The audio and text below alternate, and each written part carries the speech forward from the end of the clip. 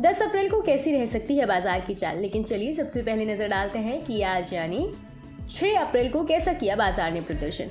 Weekly expiry के दिन बाजार में भारी उतार चढ़ाव देखने को मिला। सेंसेक्स निफ्टी लगातार 5वें दिन बढ़त पर बंद हुए हैं।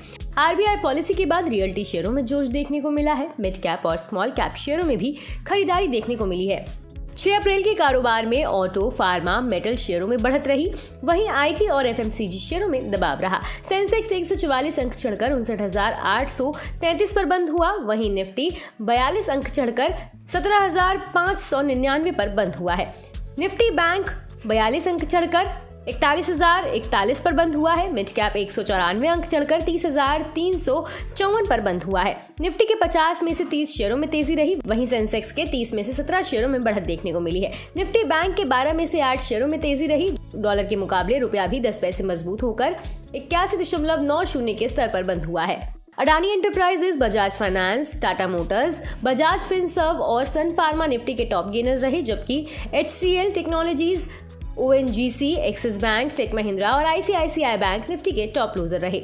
बता दें कि BSE में लिस्टेड कंपनियों का कुल मार्केट कैपिटलाइजेशन 6 अप्रैल को बढ़कर 262.41 लाख करोड़ रुपए पर पहुंच गया, जो इसके पिछले कारोबारी दिन यानी कि 5 अप्रैल को 261.33 लाख करोड़ रुपए था। इस तरह BSE में लिस्टेड कंपनियों के मार्केट कैप में 6 अप्रैल को करीब 1.0 लाख करोड़ रुपए की बढ़ोतरी हुई है।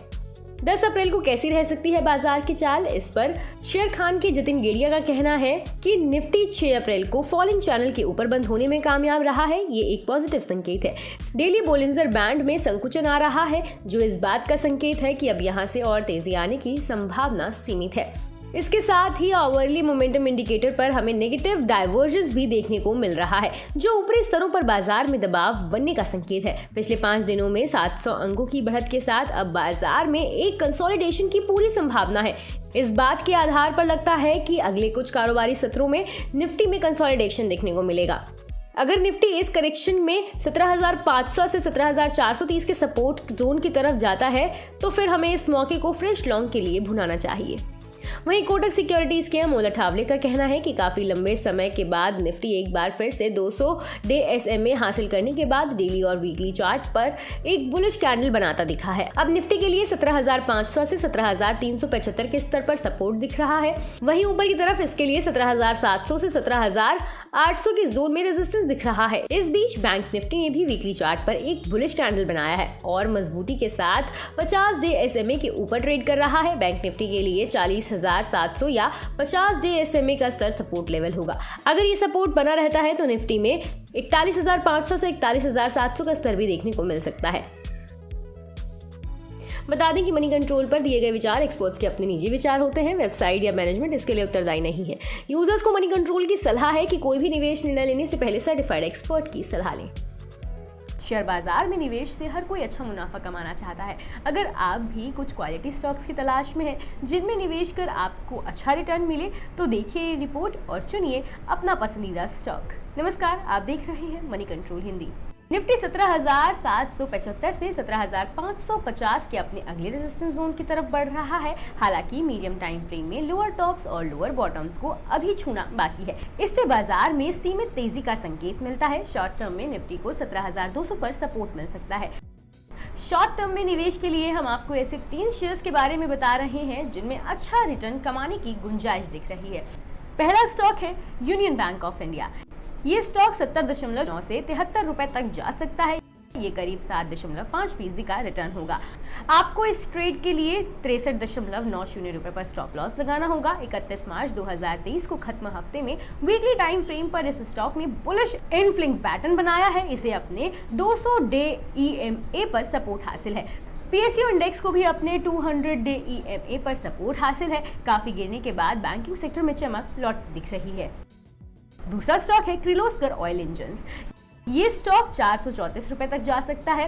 ये करीब 10% का रिटर्न होगा। इसके लिए आपको 358 रुपए पर स्टॉप लॉस लगाना होगा। इस स्टॉक ने डेली चार्ट पर सिमेट्रिकल ट्रायंगल ब्रेकआउट दिखाया है। खास बात यह है कि प्राइस ब्रेकआउट के साथ वॉल्यूम भी बढ़ता नजर आया है। इस स्टॉक का प्राइमरी ट्रेंड बुलिश लगता है। ये अपने लॉन्ग टर्म मूविंग एवरेज से ऊपर बना हुआ है। ये stock all time new high बनाने की तरफ बढ़ रहा है। तीसरा स्टॉक है जेंसार टेक्नोलॉजीज। उछाल के बाद इस शेयर में काफी करेक्शन देखने को मिला है। शॉर्ट टर्म चार्ट पर आईटी सेक्टर ओवरशोल्ड जोन में पहुंचता दिख रहा है। शॉर्ट टर्म चार्ट पर इस स्टॉक का DMI इंडिकेटर बुलिश दिख रहा है। RSI ने डेली चार्ट पर पॉजिटिव क्रॉसओवर दिया है। ये स्टॉक अपने 50, 100, 200 DMA से ऊपर है, इससे इसमें तेजी का संकेत मिलता है। बता दें कि मनी कंट्रोल पर दिए गए विचार एक्सपर्ट्स के अपने निजी विचार होते हैं। वेबसाइट या मैनेजमेंट इसके लिए उत्तरदायी नहीं है। यूजर्स को मनी कंट्रोल की सलाह है कि कोई भी निवेश निर्णय लेने से पहले सर्टिफाइड एक्सपर्ट की सलाह लें। और स्टॉक मार्केट से जुड़ी तमाम खबरों के लिए सब्सक्राइब करना ना भूलें मनी कंट्रोल हिंदी के यूट्यूब चैनल को।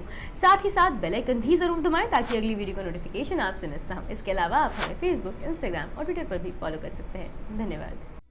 आमतौर पर माना जाता है कि पेनी स्टॉक्स में मल्टीबैगर बनने की संभावना ज्यादा होती है और अगर कम पैसों में निवेश कर करोड़पति बनना है तो पेनी स्टॉक्स में निवेश करना चाहिए। हालांकि ये पूरी तरह से सच नहीं है।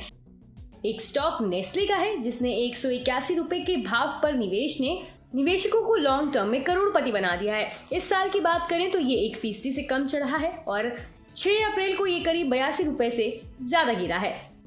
हालांकि ब्रोकरेज के मुताबिक मौजूदा लेवल पर इसमें निवेश कर शानदार कमाई कर सकते हैं। 6 अप्रैल को ये 0.42% यानी 82.75 रुपए की गिरावट के साथ BSE पर 19,716.85 रुपए के भाव पर बंद हुआ है। वहीं BSE सेंसेक्स 6 अप्रैल को 143.66 अंक यानी 0.24% के उछाल के साथ 59,832.97 पर बंद हुआ है। नेस्ले के शेयर 6 दिसंबर 1996 को 181.25 रुपए के भाव पर मिल रहे थे। अब ये 10,788% ऊपर 19,716.85 रुपए पर है, यानी कि निवेशकों के 1 लाख रुपए नेस्ले में 27 साल में 109 गुना बढ़कर 1.09 करोड़ रुपए की पूंजी बन गई।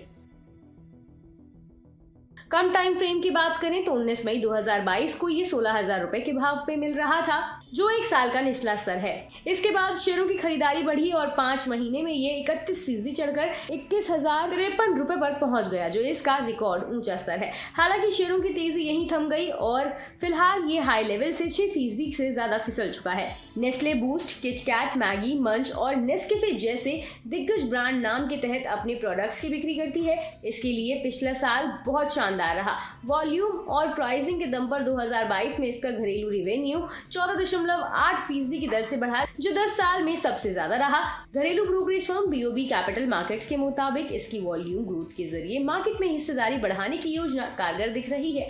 ब्रोकरेज के मुताबिक वॉल्यूम यानी बिक्री बढ़ाने, गांव और छोटे शहरों में दबदबा बढ़ाने, प्रोडक्ट इनोवेशन और प्रीमियमाइजेशन के चलते इसका कारोबार तेजी से बढ़ेगा।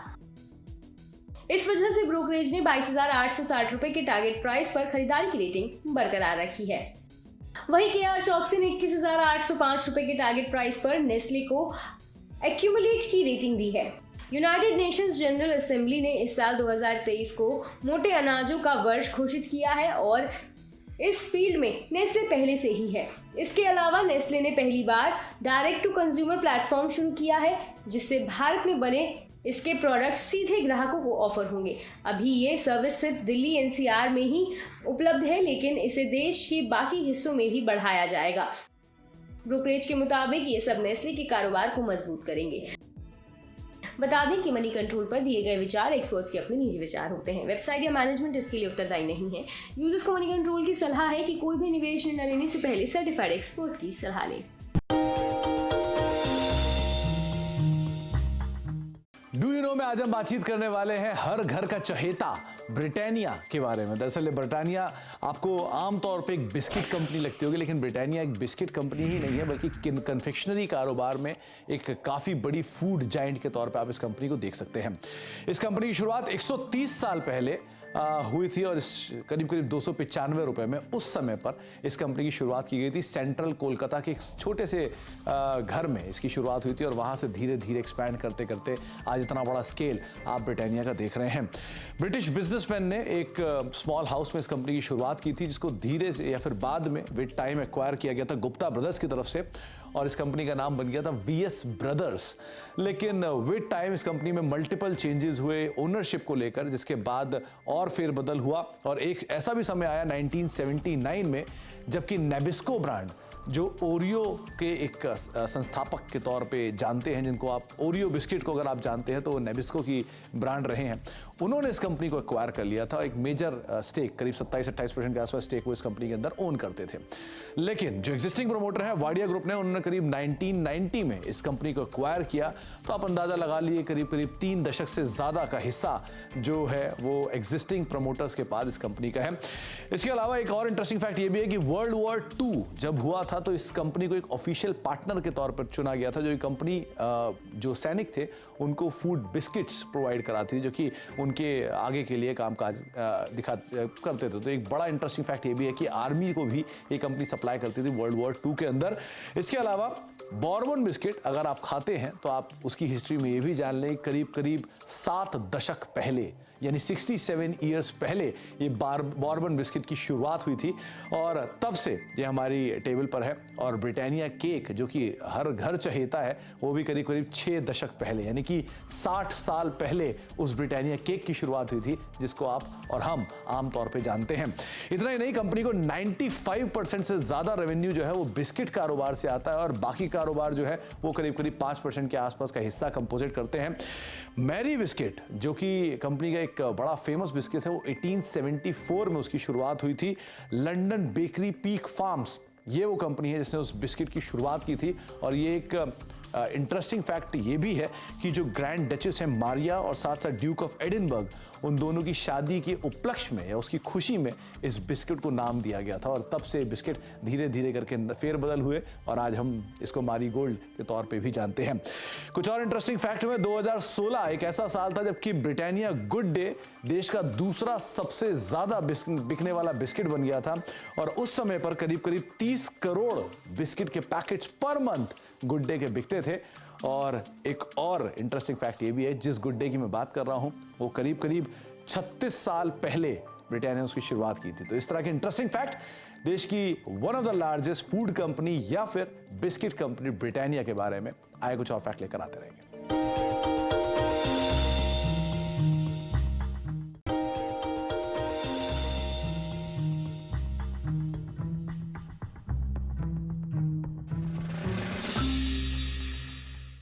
में आज हम बातचीत करने वाले हैं पेंट स्पेस की मेगा कंपनी बर्जर पेंट्स के बारे में। दरअसल बर्जर पेंट्स से जुड़े हुए कई सारे इंटरेस्टिंग फैक्ट हैं, लेकिन सबसे इंटरेस्टिंग फैक्ट पहले तो इस कंपनी के नाम के साथ ही शुरुआत करते हैं, जहां पर इस कंपनी का जो नाम है वो कंपनी के एक्चुअल ओनर लुइस बर्जर के नाम पर रखा गया था।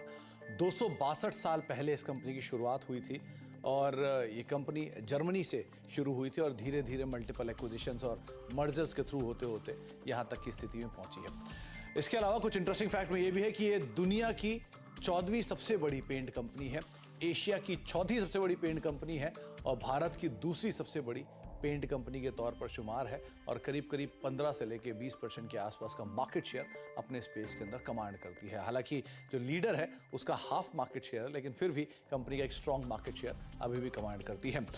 बर्जर पेंट्स इंडिया में करीब 99 साल पहले से कामकाज कर रही है और एक इंटरेस्टिंग पार्ट ये भी है कि 99 साल पहले इसका नाम था हैडफील्ड इंडिया, जिसके साथ इसने शुरुआत की थी कोलकाता में और वहां से धीरे धीरे फेरबदल होना शुरू हुआ।